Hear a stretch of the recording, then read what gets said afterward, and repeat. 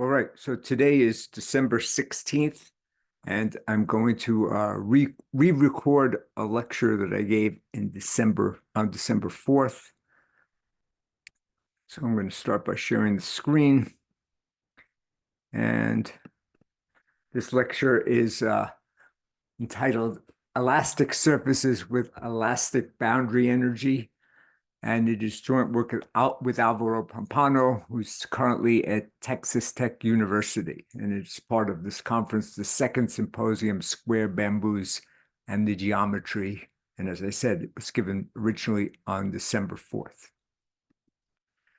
So I'm going to speak about the following. So I'm going to talk about a specific variational problem, and I'll start with an introduction and the motivation, which is rather important for the topic. And then I'll talk about the Euler-Helfrich functional. I'll introduce that. And then I'll talk about minimizing this functional among topological annuli. And then I'll talk about minimizing the functional among topological disks. And then if there's time left, I'll say something about bifurcation of solutions. So the motivation for studying this problem comes from biology, and this is a very common structure in biological materials. It's called a lipid bilayer, and it has two components to it. One is there's an aqueous solution, which is the background, and then there are these molecules which have basically two sides to them. One side is called the head, and that's hydrophilic, that is attracted to water, whereas the other side is called the tail, and that's repelled by water.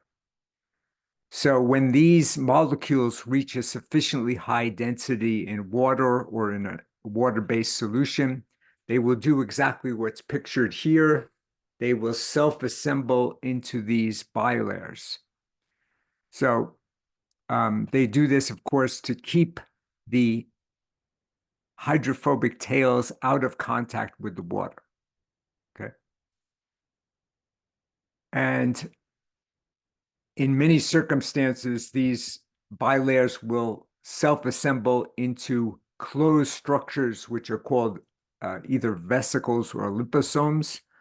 They might also form what's called a micelle, where there's only one layer here, okay? Here, there's two layers. There's two hydrophilic heads, which are on opposite sides of this.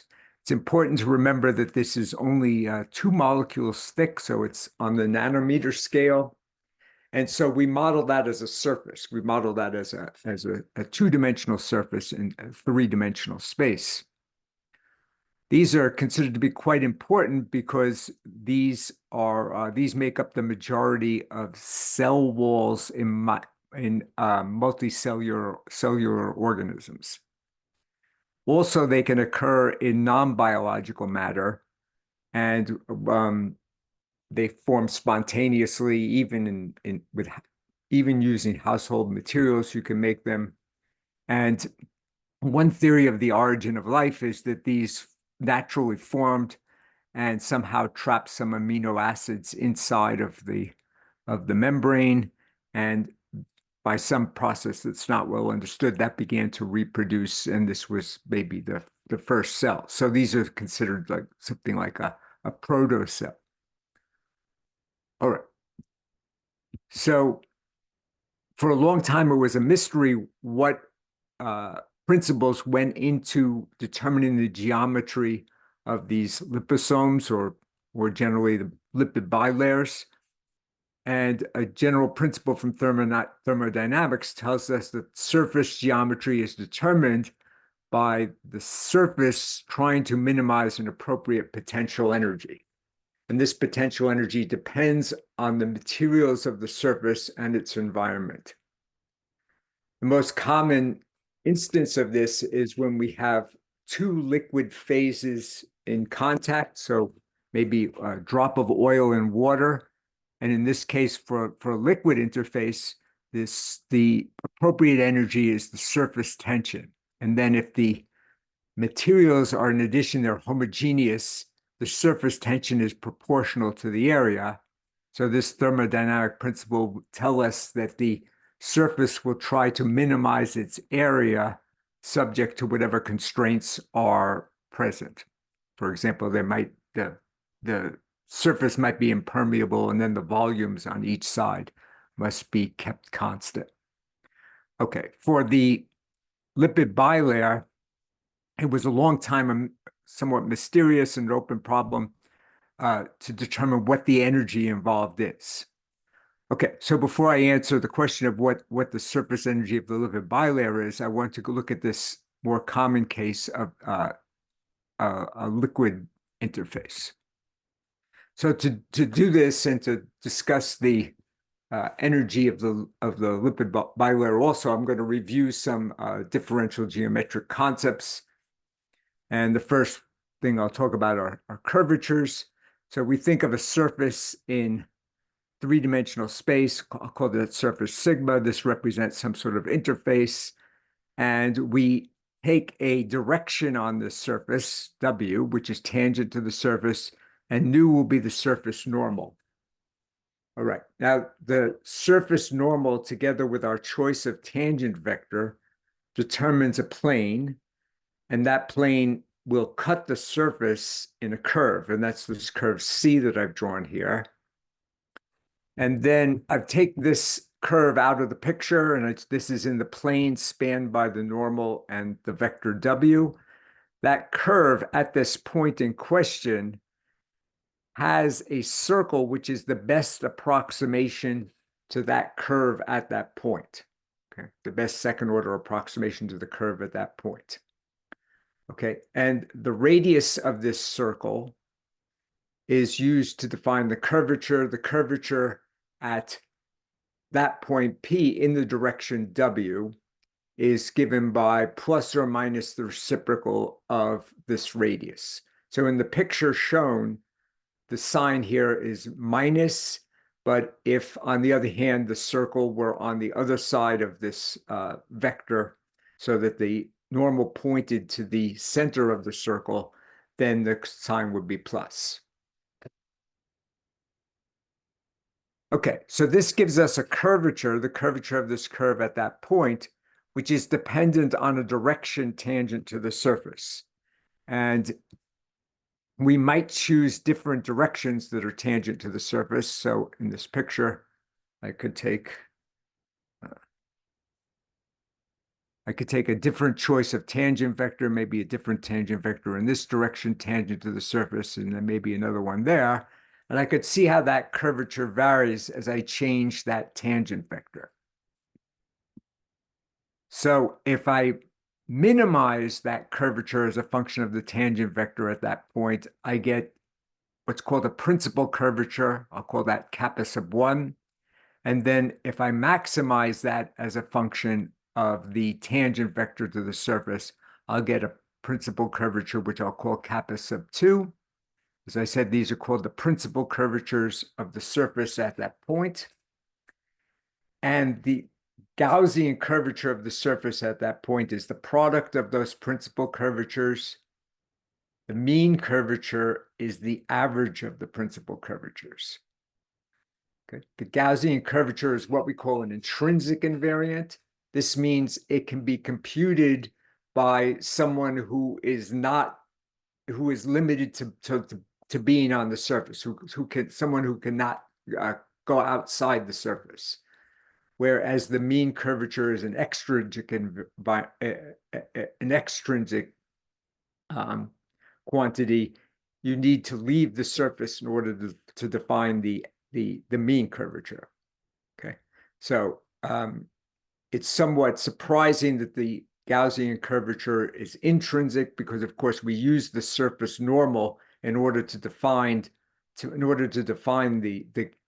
the principal curvatures, and we use the principal curvatures to define the Gaussian curvature. But it turns out that Gauss proved in what's called his theorem of Grigium that one could compute the Gaussian curvature just from the local geometry of the surface, which is the geometry of the surface itself, not how it is situated in three-dimensional space. Okay, so now I'll talk about variational problem for area, since I want to introduce the idea of a variational problem, and that will tell us how we can exploit this thermodynamic principle of minimizing energy in order to get information about the surface. So we'll think of a surface, this bottom surface here, which I'll call sigma naught. And then we think of some vector W, a tangent vector, not a tangent vector, a normal vector to the surface. And we basically get a new family of surfaces by moving each point in along that vector W. So as you see, that we've just pushed up the points to some height along this vector W. We've done that at every point. And if we do that for a fixed amount at every for a variety of values of this distance, then we'll get this family of surfaces, which are represented by these one-dimensional curves in the picture. Okay, and I've insisted that this vector vanish at these 2 points, which is really, those 2 points represent the boundary of the original surface sigma naught. As I said, I'm drawing the surface as being a one-dimensional object, and that means that all of these surfaces share the same boundary. So if we do this, we get this family of surfaces sigma epsilon, which depends on epsilon. And of course, this family of surfaces depends on how we choose this vector W. So when we compute the areas of these surfaces, and then we compute the derivative of those areas with respect to this parameter epsilon, at epsilon is equal to 0, it turns out that this can be represented as an integral over the surface, over the bottom surface here, which is the location when epsilon is equal to 0, of minus twice the mean curvature. That's the same mean curvature that we had before, which is the average of the principal curvatures, times the dot product of this field W with the normal to the surface. Okay? Okay, so this can actually be used as a definition of the mean curvature, alternative to the one that we had before, but it's surprising, considering the way we defined the mean curvature before, that this arises as part of what's this formula, which is called the first variation of area. Okay, so for the surface to minimize the area among all surfaces having this same boundary, it must be that this vanishes. This equals 0, and it must be true no matter how we vary the surface. So for any choice of this field W, we would get that this formula gives us 0. This formula for the derivative gives us 0. And when we quantify that over all variations W, over all the possible vector fields W, we get that the surface is in equilibrium for the area. In other words, it's a critical point for the area, if and only if the mean curvature is equal to 0. And this is what we refer to as a minimal surface when the mean curvature is 0. Okay, so it can often also happen with interfaces that we have something like a soap bubble, or if we imagine a small bubble, and then we have volume, which is inside of the bubble, and if the surface is impermeable, the material inside the bubble would have to remain constant if we deform it. So if we only allow deformations, which look different than these, deformations which preserve the enclosed volume. So in this case, the deformed surface might look something like this. So there's the original surface, then the deformed surface would have to intersect this, and we'd have that the volume inside the red surface is the same as the volume inside the blue surface. Might look something like this. If we allow only those deformations, we don't get, now that the mean curvature has to be 0, we get the equation that the mean curvature has to be constant, and we call these constant mean curvature surfaces, and these will be important later on.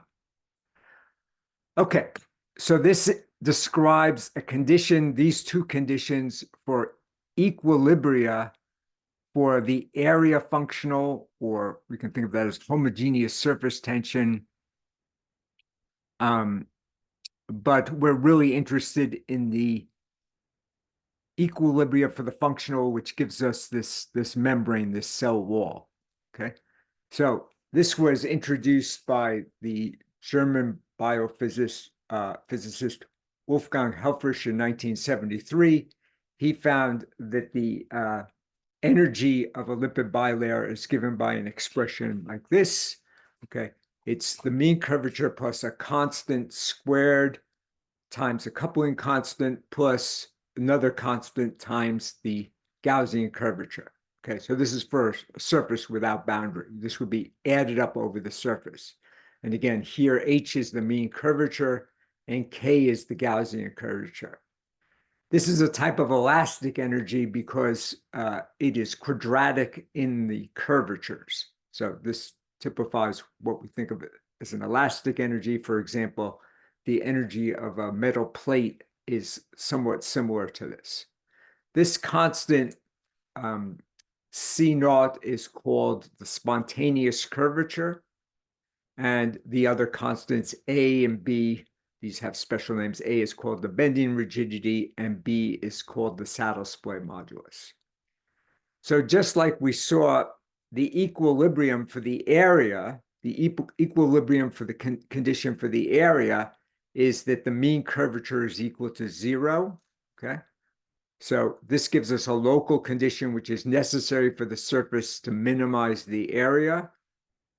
Here, the necessary condition for a surface to minimize this type of energy, which we're going to call the Helfrich energy, is that it satisfies that the mean curvature satisfies a partial differential equation. So this is a fourth order nonlinear partial differential equation. It involves the second derivatives of the mean curvature. And I say it's fourth order because the mean curvature depends on the second. If we parameterize the surface, the mean curvature depends on the second derivatives of the surface. And this, the Laplacian, involves the second derivatives of the mean curvature. So putting those two things together, we had a fourth order equation. Okay. And our definition of the spontaneous curvature, this constant C naught, differs from the usual normalization that physicists use. I believe we're using 1/2 the value that's usually used in the literature. Okay, so this is the energy that's associated with equilibria for the for this Helfrich energy, which is used to model the lipid bilayer. Okay, so bilayers often have pores through which, if we think of those bilayers as representing cell walls, there's pores through which materials can flow in and out of the cell. And each time we include a pore, that introduces a boundary component. So if we think of our bilayer here, thought of as a surface, and then we put a pore in it, then there's going to be a curve here. Okay, so we think of this as a closed surface like this with one pore, which doesn't occur very frequently. Okay, so there would be a curve here, and we'd have to introduce a boundary term for that boundary component, a boundary energy for that boundary component. And there's different models of this that have been proposed by these different groups of people. But in our work, of course, the recording, since I have to one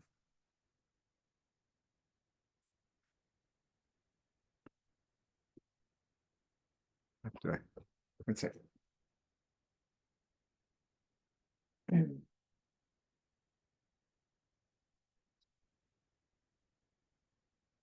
All right, so we'll have to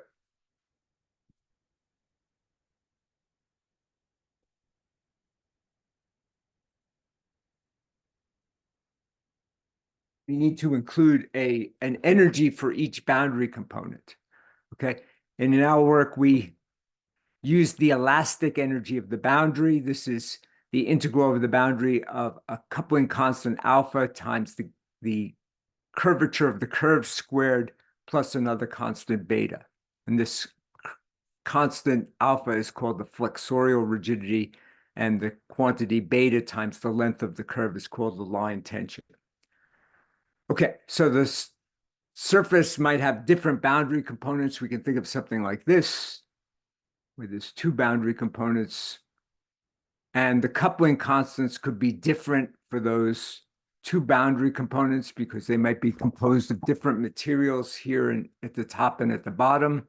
But for simplicity, we're going to take that the coupling constants alpha and beta are the same for all boundary components. Okay, so we combine this elastic energy of the boundary. This was studied extensively by Euler. And we couple that to the Helfrich energy. We combine those two things, and we call this the Euler-Helfrich energy. And that's the energy we're going to assign to a configuration which consists of a surface together with its boundary components here. Okay. And as I said, Euler's name is usually associated with the elastic energy, and of course, the Helfrich energy is here. Okay, so this naming scheme follows what's been done previously. For example, Plateau's name is often associated with the area functional. And so the Euler Plateau energy, which was studied by Hyomi and Mahadevan, this couples the area of the surface with the elastic energy of the boundary. And then there's another type of energy which couples the area of the surface to a slightly more complicated elastic energy of the boundary when the boundary is thought of as an elastic rod, and that's called the Kirchhoff energy, and there's a Kirchhoff plateau problem associated with that. Okay, so here we took the constants A. It's quite reasonable to think of the constants A, alpha, to be non-negative at least, but we're going to take them to be positive. And for simplicity, we assume beta and the spontaneous curvature were also had these signs, that the spontaneous curvature we took to be non-negative and beta to be positive. Okay. Just to sort of limit things enough that they would be easier to study. Okay, so it's important to realize that in the variational theory, when we try to determine conditions for a surface to minimize this Euler-Helfrich functional, neither the surface nor the boundary have any constraints at all. So people often speak about free boundary problems in which the boundary is constrained to lie on some supporting surface. We might think of surfaces where the boundary is constrained to lie in a plane. So we could allow deformations of some surface with boundary where the boundary curve here is kept to lie in a plane, but here we have no constraints on the boundary whatsoever. So this is like a very free boundary problem, not the type that is often considered in geometry. All right, so I'm just going to briefly talk about the equilibrium conditions for the Euler-Helfrich functional. So in order to do this, we introduce this field J along each boundary curve. There might be more than one boundary curve. And capital T here represents the unit tangent field to the boundary, and the differentiation here is with respect to arc length. So we introduce this field J, which is, as you can see, and then this is important since when we take the variation of the boundary energy, this is representable by the variation of the surface dotted with the derivative of this field J with respect to arc length, and that's integrated over the surface. Okay, so in the case that we have a circle of radius root alpha beta, which is an important quantity in what we're going to talk about, this field J will vanish here. Okay, so the equilibrium conditions, there's the equilibrium condition, which I wrote down before, which has to hold in the interior of the surface. This is this fourth order equation, which I mentioned previously. And then the other three conditions, which are here, these are compatibility conditions between the surface geometry, things like the mean curvatures here, which is part of the surface, and curvatures that belong to the boundary itself. Okay, so these are compatibility conditions between the surface and the boundary. So this is a rather complicated boundary. We have these three boundary conditions, and together this system, the boundary conditions are rather complicated. Okay, so we wanted to make some sort of attempt at studying this. And of course, one thing you should notice right away is that there's some easy way to find solutions here is that if this quantity of h plus c naught is identically 0, then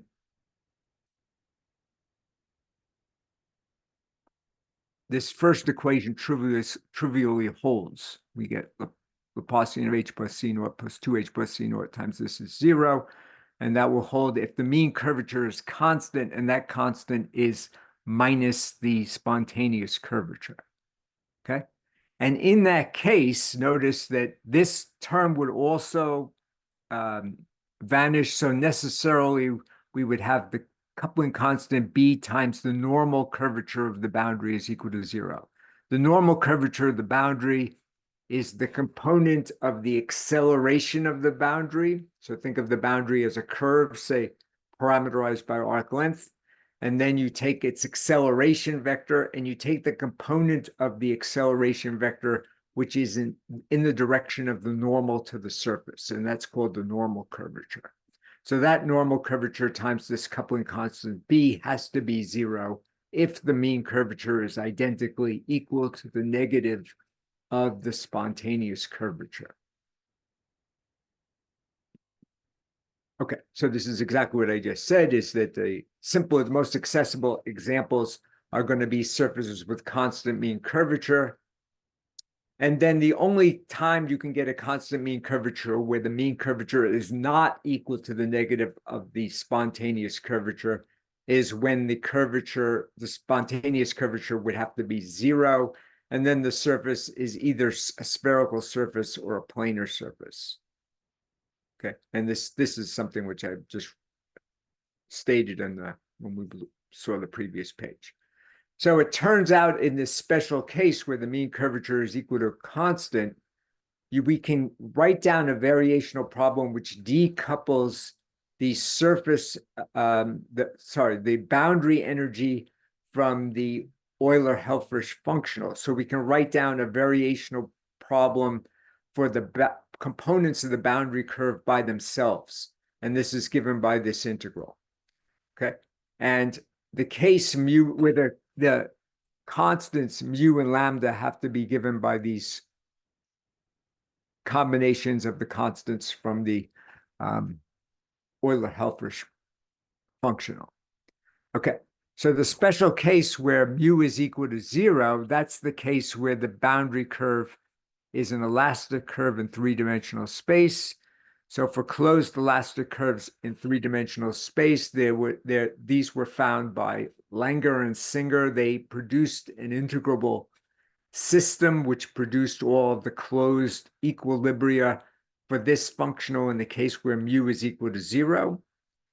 And we just extended their idea and showed that that result persists. So even when mu is non-zero, the equilibria for this functional are still given by an integrable system, or at least the closed examples are given by an integrable system.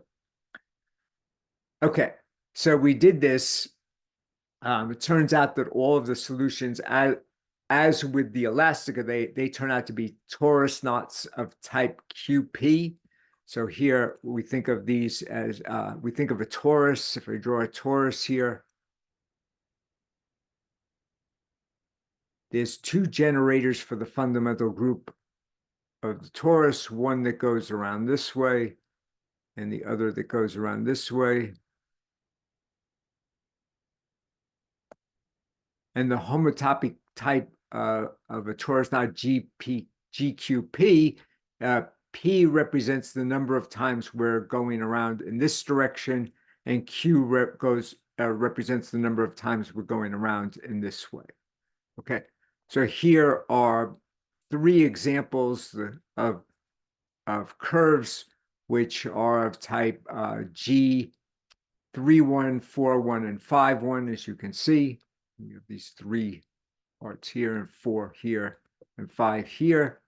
And then we took these and we numerically solved a plateau problem. That is, we found the minimal surface having those curves as boundary, and it turns out that these are equilibria for this case of the Euler-Helfrich functional.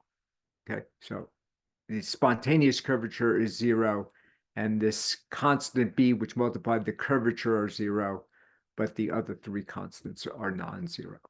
Okay, so these are just examples of equilibria for some Euler-Helfrich functional, and they have this the boundaries are these torus knots, and these are in particular the minimal surfaces. They just have h equals 0. Okay. And here's some other examples. These are of type 3, 1, 5, 1, and 5, 2, and these are topological annuli. So the examples here are topological disks. These can be deformed into disks, but these 3 examples are topological annuli. And these, again, are minimal surfaces bounded by torus knots of different types. Okay, so the main problem we considered, well, ideally what we would like to do is take surfaces of a fixed topology, something, well, the 2 cases I'm going to talk about are annuli, something that looks up to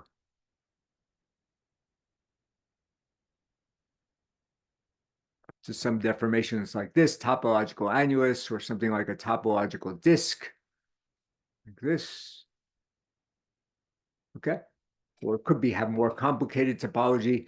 Well, we'd like to fix the topological type and then find all the stable equilibria for one of our Euler-Helfrich functionals.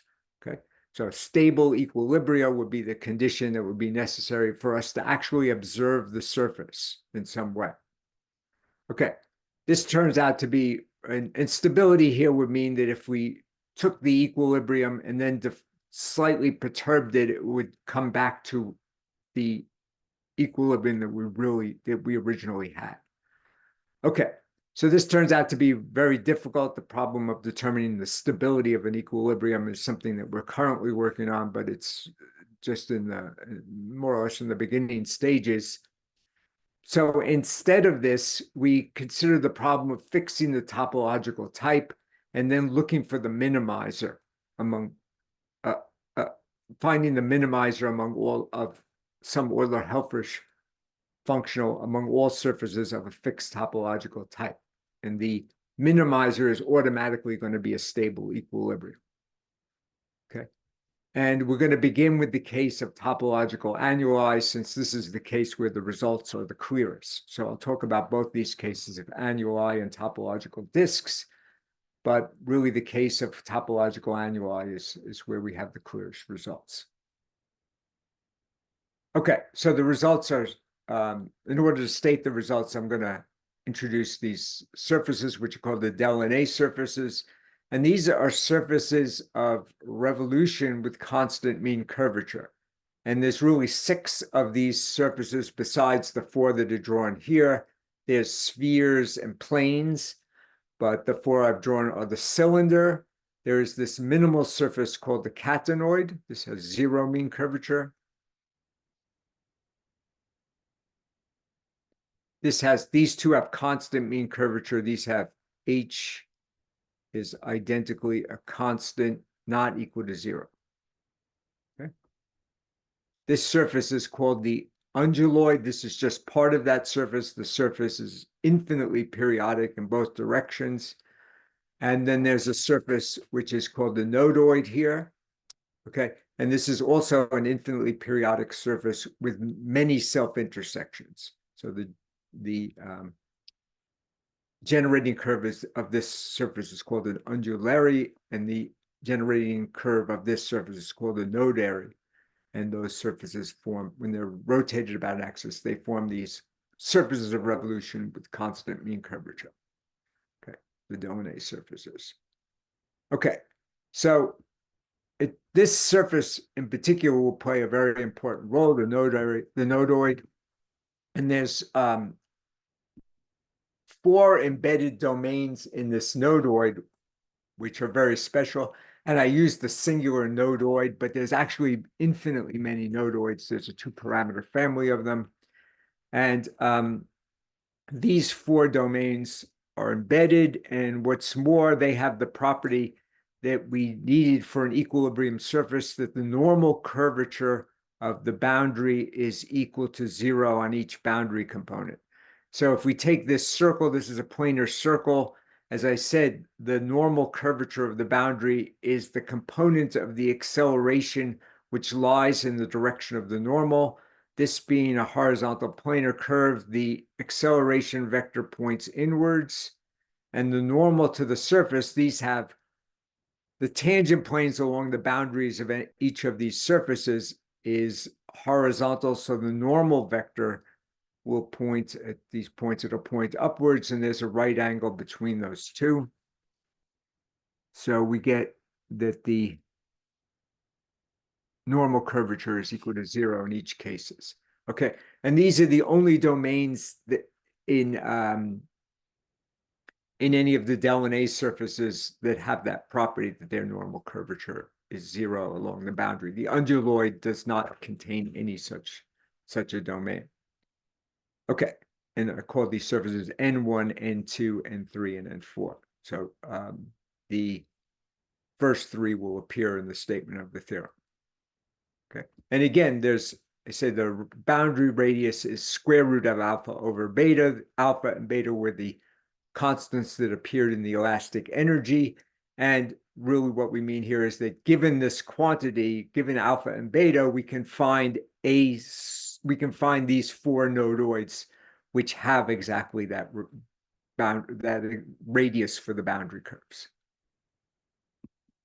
Okay, so the main theorem is that given the constants, the range of constants, which I stated before, alpha, beta positive, C naught being positive, and we define this quantity E bar, which is twice the square root of alpha beta minus the absolute value of B, then the infimum of the energies for the Euler-Helfrich functionals among all sufficiently smooth annuli are given in the following table.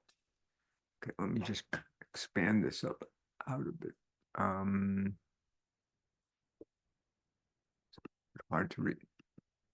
Okay, so this table tells us that for one range of constants, we get these 2 nodoids, N1 and N3, as the minimizers of the functional among topological annuli. Remember, we need this quantity to be non-negative here. Okay, and then there's a variety of different situations, but I'll consider mainly the case N1 and N. The first case and the third case, and what I'm going to discuss. Okay, so this characterizes all the cases where the infimum of the energy is actually a finite number. Okay, it turns out that in all the cases that aren't listed here, the infimum of the energy is minus infinity. And in all the cases where the infimum of the energy is finite, either the minimum is achieved by a constant mean curvature surface, or the infimum can be approached by a sequence of constant mean curvature surfaces. So in the annular case, all we need are the constant mean curvature surfaces. Okay. So I'm going to explain why this quantity has to be non-negative, at least in the case, rescale this a bit. At least in the first case, okay? So if this quantity E bar is in fact negative, I'll draw this picture here. So we assume that that quantity E bar is negative, and we still have this domain in the nodoid, which will have the energy E bar. It will have this energy which is 2 pi times twice the square root of alpha beta minus b, but this will be negative in this case. So even if this energy is negative, this domain N1 in the nodoid still realizes that energy. Okay, now this nodoidal domain is actually the image of an immersion of an infinite strip in the plane. It's going to be a periodic immersion. Okay, so we'll think of this infinite periodic strip in the plane, and the image of this nodoid is the nodoid is the image of this strip under some immersion. I'll call that immersion X. Okay, and it's well known this is a constant mean curvature surface, that this immersion admits an isometric deformation. This is a classical theorem of Bennett. So we can introduce a deformation parameter x theta, and for each theta, we get either a topological cylinder like this, or the surfaces will open up and we'll get helicoidal surfaces. So for theta equals 0, we'll have a topological annulus, but otherwise the group will be a group of helicoidal motions as opposed to just a group of rotations that leave the surface invariant. Okay, so when we make this deformation, the normal curvature of the boundary changes continuously. So the normal curvature of the boundary at some other time will be some constant, it's a little bit hard to read, is some constant kappas of epsilon. Okay, so the normal curvature is some constant epsilon. And if we consider this fundamental piece and consider its energy with respect to the Euler-Helfrich energy, okay, then we're only going to include the boundary of the two helicoidal curves, but not the boundary of the component of the connecting curves here and here. And when we compute that energy, if we only make a slight deformation of the surface, the energy of this will be negative. Okay, so this gives us a helicoidal surface with negative energy for the Euler-Helfrich functional, but not the entire boundary again. And then if we take more and more copies of this, if we take n copies of this, okay, by just basically taking more and more periods of this covering of this surface, we'll get a larger and larger helicoidal surface. And as we take n copies, the energy will decrease linearly with n. Okay, so by taking n larger and larger, we'll get a sequence of surfaces where the energy is going to minus infinity, but this is not including these two boundary components. But if we include those two boundary components, that's only going to add at worst, a positive term to the energy. Okay, and we can compensate for that by taking more and more copies and still have the energy of the surface go to minus infinity. Okay, so this gives us a topological disk with arbitrarily large negative energy. And then if we want a topological annulus, we only have to cut a hole in one of the fundamental domains. So if we cut a hole in one of the fundamental domains and then take the energy, the Euler-Helfrich energy of this boundary curve to that hole, then we'll at worst add a finite positive term to the energy, and we can still compensate for that by taking more and more copies of this fundamental domain that has negative energy. So in this way, we would get a sequence of topological annuli that have arbitrarily large negative energies. And so we see that the requirement that that quantity E bar in the statement of the theorem be non-negative is a necessary condition. When we stated the theorem, it stated here we insist that E bar be positive in case 1. Okay.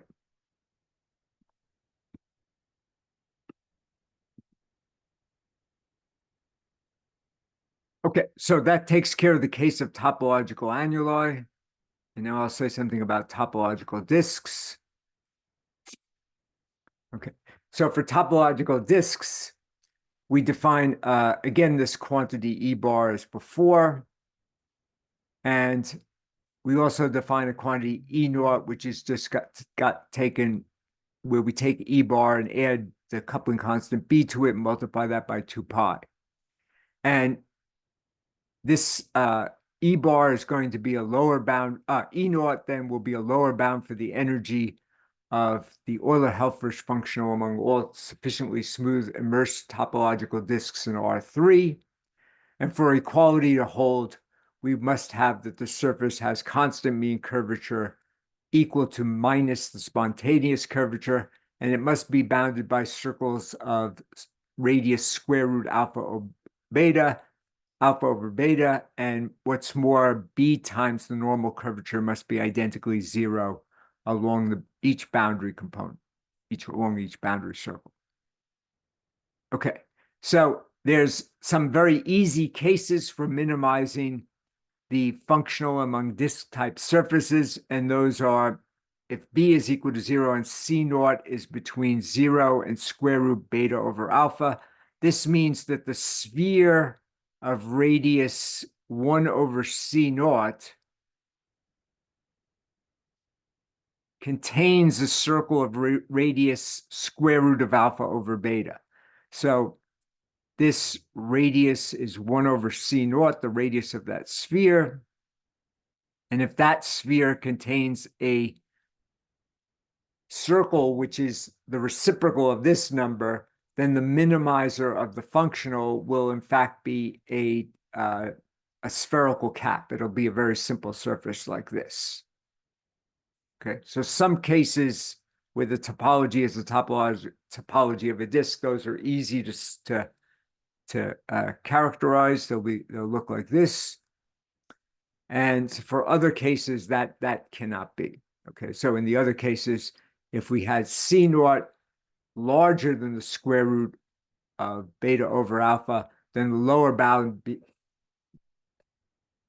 given above can never be sharp, and this follows from Heinz's inequality that if you have a constant mean curvature surface with constant mean curvature H bounded by a circle of radius R naught, then the absolute value of the mean curvature has to be less than or equal to the reciprocal 1 over R naught. Okay, so for B not equal to 0, that was just in the case B equals 0, but for B not equal to 0, the only CMC surfaces of this type, which are equilibria, are planar, and this only occurs when C naught is equal to 0, and this follows from an idea of Johannes Nietzsche, which I won't describe here. Okay, so the end result here is that in order to consider the minimum for the Euler-Helfrich functional among topological disks, where we have this condition where C naught is bigger than radius, the square root of beta over alpha, we need to consider surfaces of non-constant mean curvature. This is kind of surprising because usually in variational problems, the simpler the topology is, and this topology is certainly simpler than the annular topology, usually the simpler you make the topology, the simpler the problem is. But in this case, actually, the disk case is more complicated than the annular case. Okay, so what we found, of course, when we looked for equilibria that had non-constant mean curvature, we went and looked for axially symmetric surfaces, and we found that the axially symmetric surfaces of this equation, which are of disk type and which are sufficiently smooth, they actually have to be C4 surfaces, these satisfy a second order condition. And that is, this second order condition is that the mean curvature plus the spontaneous curvature is, after a suitable rotation of the surface in three-dimensional space, it's the third component of the normal divided by a constant minus the third coordinate of the surface. Okay, so this is a second order condition. that is necessary for a solution of this equation, which is a smooth, axially symmetric topological disk. On the other hand, if this condition, regardless of the topology, if this condition holds, then the surface is actually an equilibrium surface for the Helfrich energy. It satisfies this equation. So this is a sufficient condition. Again, regardless of whether or not the surface is axially symmetric, this is a sufficient condition for this condition to hold. Okay? And we refer to this as the reduced membrane equation, which is written here underneath. It's a little bit hard to read that because of the controls for the whiteboard. But this will be called the reduced membrane equation. I'll abbreviate that RME. Okay. So I'll show some pictures of the solutions of the reduced membrane equation now. Oh, first, there's this very important example. This is called the biconcave discoid. This is, well, parts of this are topological disks. It's axially symmetric, but this does not satisfy this condition, okay? And the reason why is because it is not sufficiently smooth at this point and the corresponding point at the underneath this on the surface. The mean curvature is singular. So when the smoothness is omitted, the reduced membrane equation is no longer a necessary condition for the surface to satisfy the Helfrich condition. Okay, so some examples of surfaces which satisfy this reduced membrane equation are here, and these are actually solutions of the Euler-Helfrich energies where we've written the parameters for the alpha, C naught, beta, A, C naught, B, alpha, and beta are the 5 parameters. So these are examples, and these are examples which are bounded by non-geodesic circles, okay? And here are some more examples. These are bounded by, again, non-geodesic circles of radius not equal to square root alpha over beta. Okay, so these are all examples of solutions of Euler-Helfrich functionals. Okay, so it turns out that those solutions of the reduced membrane equation, this equation which was H plus C naught is nu3 over A minus C naught, these arise from, as Euler, this equation arises as an Euler-Lagrange equation for a different type of functional entirely. And we call this functional G, and it's given by the integral over the surface of the reciprocal of its vertical coordinate squared minus 2C naught, the integral over a volume enclosed by the surface. So if the surface itself is enclosed, if it looks something like this, we could think of just maybe putting another surface here, artificially putting a surface here and taking the volume enclosed by those two surfaces, but keeping this fixed under deformations. And this would give us a volume here, and we would integrate over that volume 1 over z squared also. Okay, and this has an interesting interpretation because if we think of the, let's think of a half space. So here it's going to be A minus Z positive.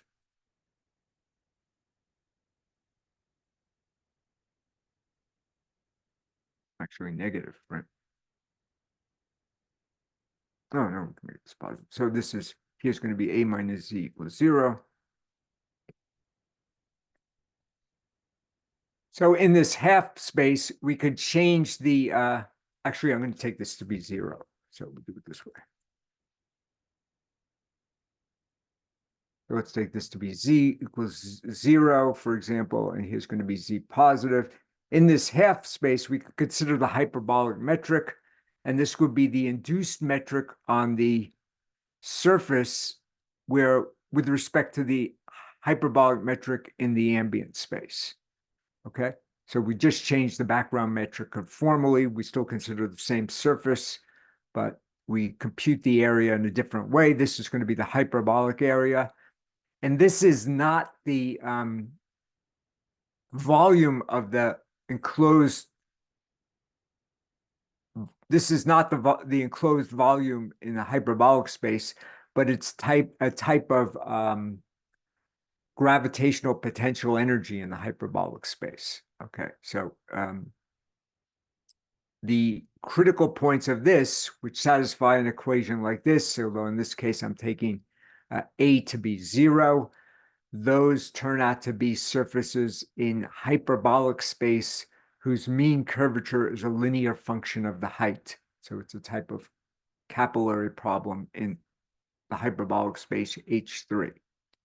Okay, so these surfaces which satisfy this reduced membrane equation, which is a sufficient condition to satisfy the Helfrich energy, which satisfy this differential equation for the Helfrich energy, turn out to satisfy be equilibria for a functional which really is second order in the has a second order Euler-Lagrange equation. Okay, so our conjecture is that in this case where we can't get the spherical cap to be the minimizer of the Euler-Helfrich energy, the minimum should actually be achieved by some axially symmetric surface, which is a reduced membrane equation surface, which satisfies the reduced membrane equation. Okay, so to finish the talk, I'm going to speak briefly about some bifurcations. So maybe I'll start with this. So this is an example of a bifurcation of critical points for a polynomial. So here I've written the family of polynomials which depend on epsilon, which are y is equal to x to the fourth plus epsilon x squared. Epsilon is increasing as we move from right to left. Okay, so when we take epsilon equal to 0.5, the graph of this polynomial gives us this quartic graph here, which has one critical point at 0, and that one critical point is stable. If we think of this as being something like a track for a roller coaster, and we would think of a car of the roller coaster located at 0, if we perturb that car to the right or to the left, the car will roll back to its equilibrium point. Okay.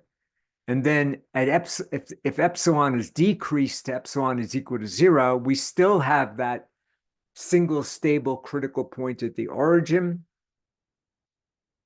But then if epsilon is decreased to a negative number, that stable critical point, it's still a critical point, but it becomes unstable, and two stable critical points appear to the left and to the right of that. Okay, and these are marked with S for stable and U for unstable.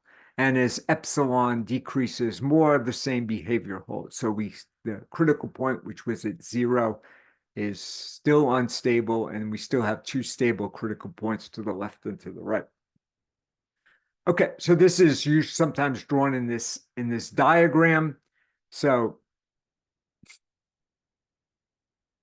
here we're thinking for epsilon being positive, we get this stable critical point as epsilon decreases to 0. This being the height 0 here. At 0, the stability is lost.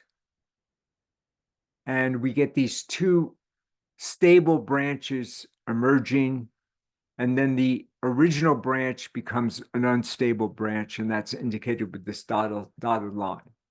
Okay, and this is, for the obvious reason, this is called a pitchfork bifurcation of the critical points. Okay, and it's called subcritical because this stable branch changes when epsilon passes through 0 to an unstable branch. So we were very interested because we saw that this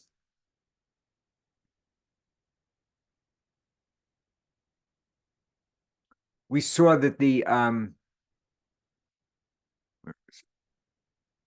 that this condition was sufficient to satisfy the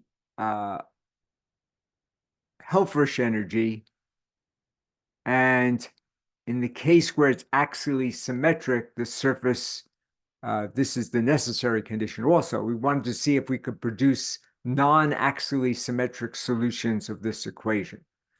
Okay, so here's how this works out. I'll just discuss it pictorially and then I'll stop. We first took this particular surface, this one here. This has horizontal tangent planes along the boundary, and we embedded it in a one-parameter family of surface. So these play the role of the critical points at the origin that those polynomials had. These are all axially symmetric, and this one turns out to be critical in the sense that these are going to be stable, and at this surface, the stability is lost. So as we move in this direction, this would correspond to epsilon decreasing as we move from left to right. Then at this surface, the stability is lost. The surface would be unstable. And what we could produce using a bifurcation theory due to Crandall and Rabinowitz is that a bifurcation takes place at this surface sigma naught. And here, a new branch of surfaces appears, and these sort of fall off to the right the way I've drawn them. Okay, so these are no longer axially symmetric. Okay, and these satisfy the reduced membrane equation, and hence they are critical points for the Euler-Helfrich, for the Helfrich energy, not the Euler-Helfrich energy. They have the same boundary as the original surface. So we get these non-axially symmetric surfaces for the reduced membrane equation. Okay, so this is, in fact, a pitchfork bifurcation. I show you this one branch, but there's also a branch which is gotten by reflecting these across a vertical plane. So there's the surfaces that slant off to the left throughout the deformation. And I keep using the singular for these, but the surface sigma naught that I drew before is actually part of a one-parameter family, of a continuous family of surfaces, and I've drawn some of the profile curves here.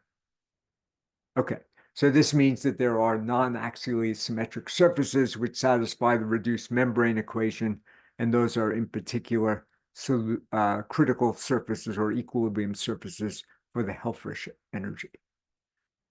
Okay, so I'll stop here, and what I just spoke about is contained in these three papers, which are joint work with Álvaro Pámpano. And I thank you for your attention.